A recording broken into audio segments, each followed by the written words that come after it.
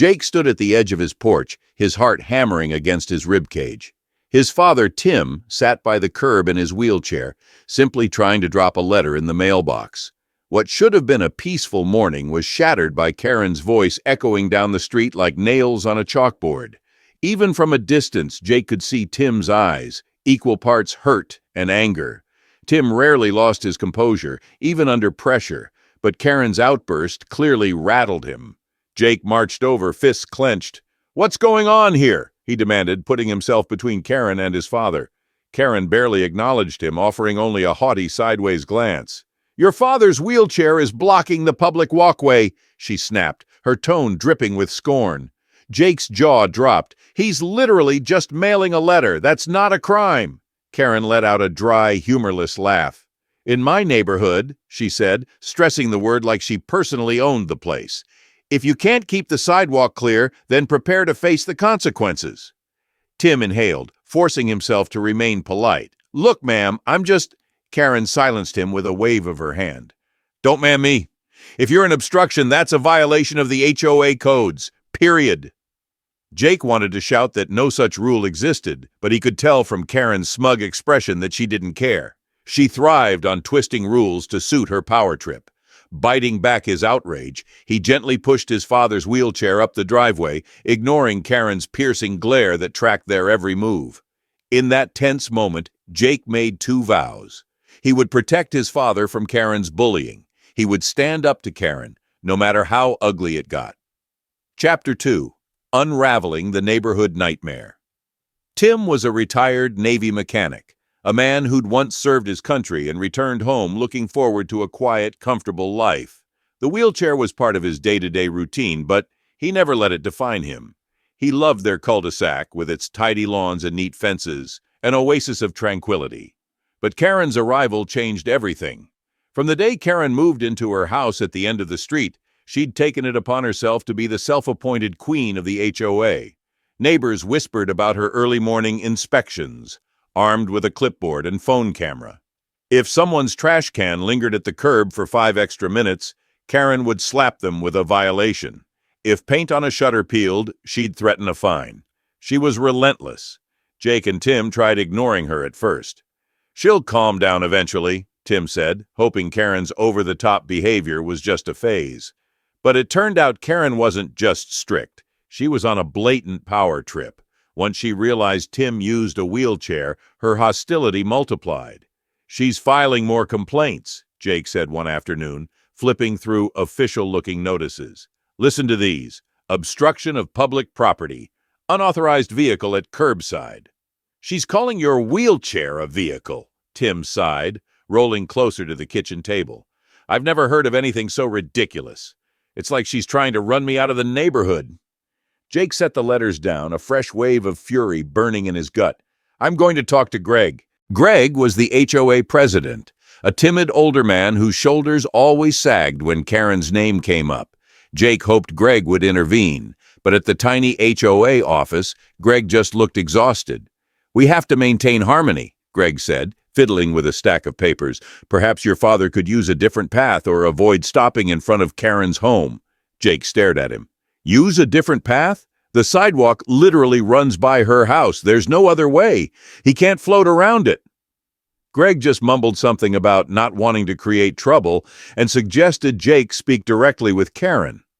Furious and disheartened, Jake marched out of the office, realizing they'd get no help from the very board meant to protect them.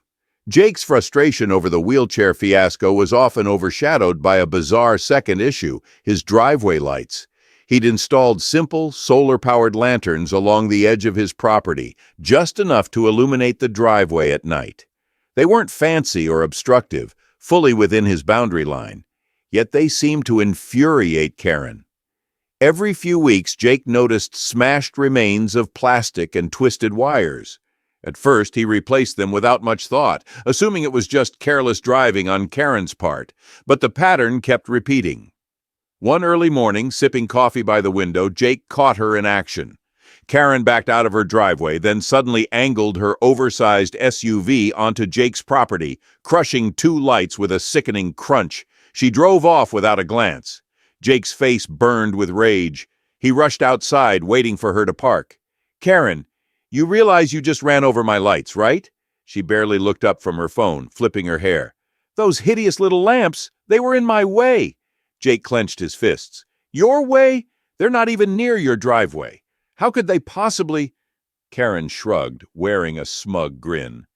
"Then maybe you shouldn't put them so close to the curb, genius." Jake's pulse pounded. He wanted to yell back that they weren't anywhere close to the curb, but he knew it was pointless. Karen was doing this on purpose, deliberately testing how much she could get away with. Tim tried to stay composed, but it was impossible to ignore Karen's harassment. It wasn't just the lights anymore. It was the hundreds of petty rules she'd throw at them. She'd send official letters on bogus HOA stationery, accusing Tim of improper usage of a personal vehicle whenever she saw him in his wheelchair outside. One day, a letter arrived titled, "Warning, unauthorized vehicle on sidewalk." Jake practically tore it in half in anger. "They're talking about Dad's wheelchair like it's a golf cart," he fumed. Tim gave a weary sigh. "I've lived here for a decade. Never had a single complaint until she showed up." Jake shook his head. "She's forcing you to feel like a burden in your own home. This is beyond messed up." Tim placed a reassuring hand on Jake's shoulder. "Don't do anything rash, son. Bullies love pushing people until they explode. Stay calm. We'll find a way." But Jake couldn't calm down. He saw the hurt in his father's eyes every time Karen snapped pictures of him at the mailbox, as though Tim was a criminal. Something had to be done. Late one night, while Tim slept, Jake hunched over his laptop, browsing site after site for heavier, stronger driveway lights. He found them on a commercial supply website, steel bollard lights used for parking lots and designed to withstand the weight of trucks. "These will do," he muttered, heart pounding with excitement. He ordered the steel bollards, extra rebar rods, and high-strength concrete, planning to reinforce them so thoroughly that no SUV could casually run them over without consequences. By morning, Tim found Jake at the table, scanning shipping confirmations. "You're really going through with it?" Tim asked, eyebrows raised in concern. Jake nodded, eyes still bloodshot from lack of sleep. "She wants a war, Dad. Fine. I'm installing bollards so strong if she tries to crush them, she'll wreck her own car." Tim sighed, torn between pride in Jake's protective spirit and worry that this could escalate. "Just don't end up in legal trouble," he cautioned. Jake smirked. "The lights will be on our property, set back from the curb. It's perfectly legal. If she hits them, that's on her." While waiting for the new lights, the harassment didn't let up. Day after day, more complaints arrived in the mailbox. Supposed violations linked to Tim's wheelchair. Jake stared at the latest letter one morning.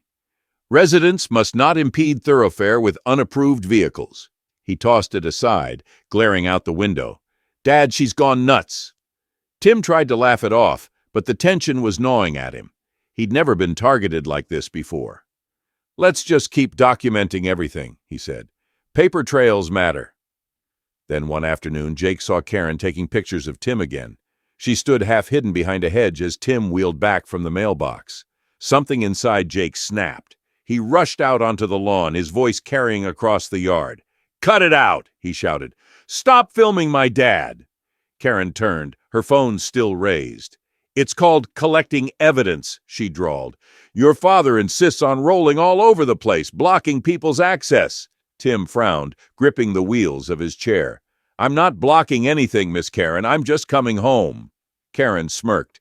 "You're free to leave this neighborhood if you can't follow the rules." Jake's heart pounded with fury. He was seconds away from yelling something he'd regret, but Tim caught his eye, silently urging him to keep calm. Karen gave one final smug grin and strutted off, phone in hand. When the steel bollards finally arrived, Jake wasted no time. He borrowed a friend's pickup truck to haul them, along with sacks of concrete mix and thick rebar rods, to the house. Even at a glance, it was clear these bollards meant business. Each stood about 3 feet tall, a durable metal shell that practically dared someone to challenge it. Jake spent a scorching Saturday digging deep holes along the driveway's edge. Tim watched from the porch, occasionally calling out reminders to drink water or take breaks. Jake hammered rebar into each hole, poured concrete around it, and carefully positioned each steel post so it looked almost identical to his old solar lights, just infinitely sturdier. By dusk, the line of light stood gleaming in the last rays of sunlight. Jake tested one, trying to shake it. The bollard barely budged. Tim rolled closer. "They look harmless, but I bet they can handle a tank," he joked. Jake wiped the sweat off his brow, a small smile forming. "Now let's see Karen try to smash these."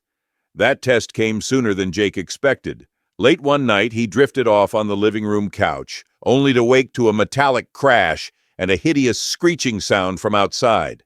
Heart pounding, he leaped to his feet and raced to the window. Karen's SUV was lurching down the street, sparks flying beneath it. To Jake's horror, one of his new steel bollards was lodged in the undercarriage, ripping across asphalt and fences like a medieval wrecking ball. He sprinted outside, waving his arms. "Karen, stop the car!" But Karen kept going, the SUV fishtailing. The bollard swung wildly, smashing through a neighbor's wooden fence with an explosion of splinters. A second fence got clipped, sending jagged boards tumbling across a flower bed. Sparks shot from the friction where metal met pavement, lighting the dark street like fireworks. Neighbors emerged in pajamas, flashlights in hand.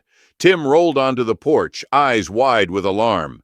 Jake shouted for his father to stay back, not wanting him anywhere near this terrifying spectacle. Finally, Karen slammed on the brakes, tires screeching. The bollard tore loose and clanged onto the street, leaving a trail of destruction and thick smoke pouring from the SUV's hood. Jake dashed to the middle of the road, heart thudding. Karen leaped out, face contorted in rage. "What the hell did you do to my car?" she shrieked, pointing at the mangled front end. Jake nearly choked on disbelief. "Me! You're dragging my driveway light around like a wrecking ball. You tore down 2 fences in the process." Sparks still glimmered on the pavement as Karen stormed up to Jake, eyes flashing. "Don't you even try to twist this around. Those metal traps are your fault." Tension crackled in the air, neighbors gaping at the carnage. The faint sound of sirens drifted from a distance, signaling that someone had called the authorities. By the time the police arrived, the street was a scene of pure chaos. Mangled fences, shredded flower beds, and the battered steel bollard lay scattered like debris from a battlefield. Karen's SUV sat angled in the middle of the road, front axle smoking. An officer approached, shining a flashlight over the damage. "What happened here?" he asked, raising his voice to be heard above the murmurs of stunned neighbors. Karen lunged, pointing a trembling finger at Jake. "Arrest him! He planted these metal death traps to sabotage me. I was just trying to drive home and look at my car now." Jake took a calming breath. "Officer, I installed reinforced driveway lights on my property because Karen kept destroying my old ones. If she hadn't driven onto my driveway, none of this would have happened." Several neighbors stepped forward, shaking their heads. One elderly woman in slippers whispered, "She took out my entire fence, officer." Another neighbor held up her phone, showing a shaky video clip of the SUV dragging the bollard, sparks spraying like a 4th of July display. The officer's gaze drifted from the video to Karen. He frowned. "Ma'am, from the looks of it, this appears to be reckless driving. You care to explain why you left your lane and hit his property?" Karen spluttered, face flushed. "I told you he set me up. He's out to ruin me." But the officer's expression remained skeptical. After gathering statements and snapping pictures, he gently but firmly told Karen she could be facing citations or more if the investigation showed clear negligence. Karen's face twisted in fury. She stomped off toward her house, realizing her SUV was no longer drivable. The entire neighborhood watched, stunned and appalled, as the tow truck arrived to haul away her damaged car. In the days after the night of destruction, rumors spread like wildfire. Neighbors swapped stories about Karen's meltdown, describing the sparks, the shredded fences, and her unhinged accusations against Jake. Tim found it almost surreal. For weeks, Karen had targeted him for existing in a wheelchair. Now she'd publicly humiliated herself by dragging a metal post through the neighborhood. It felt like poetic justice. Still, Karen continued her campaign of harassment in writing.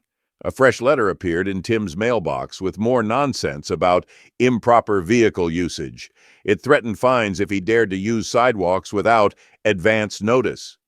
Tim read it aloud, shaking his head.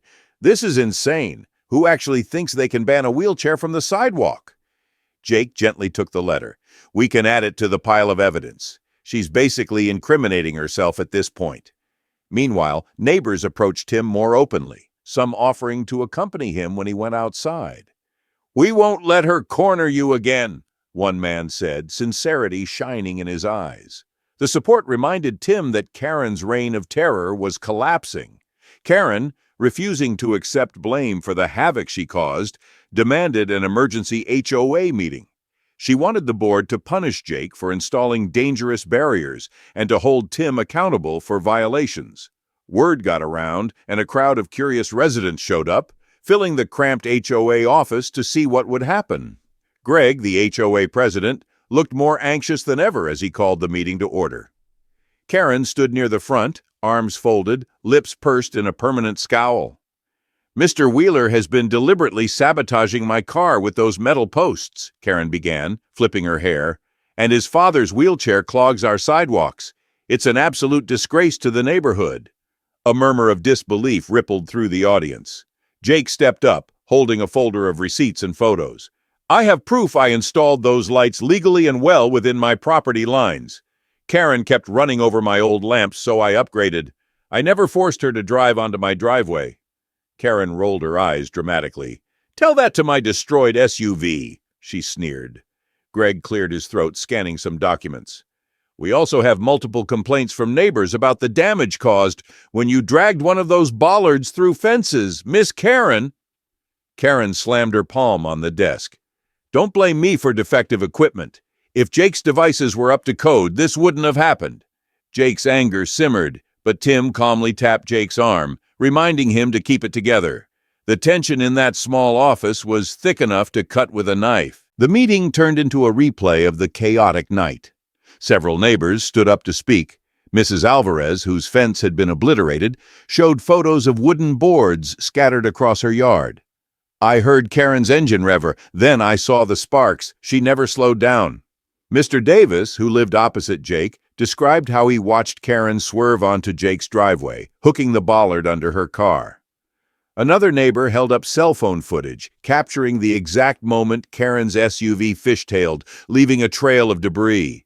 Karen's face grew redder with each testimony. She interrupted, accusing them of ganging up on her. You're all biased against me. I've been improving this neighborhood for months, enforcing rules, making your properties worth more.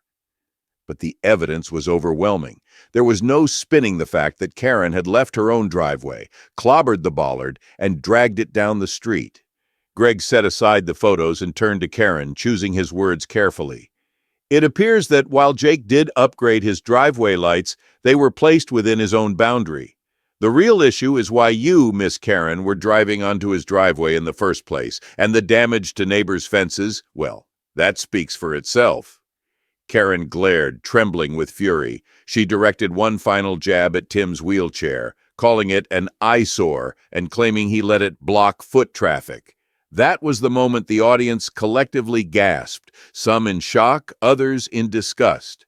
Tim quietly said, I'm a retired Navy mechanic. I don't want any special treatment, but I do need my chair to get around. I've never asked for anything from you except respect.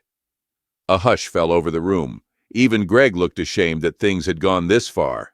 Neighbors exchanged glances, a mixture of outrage and pity. Karen's smug facade faltered. She glanced around, realizing no one was backing her up this time.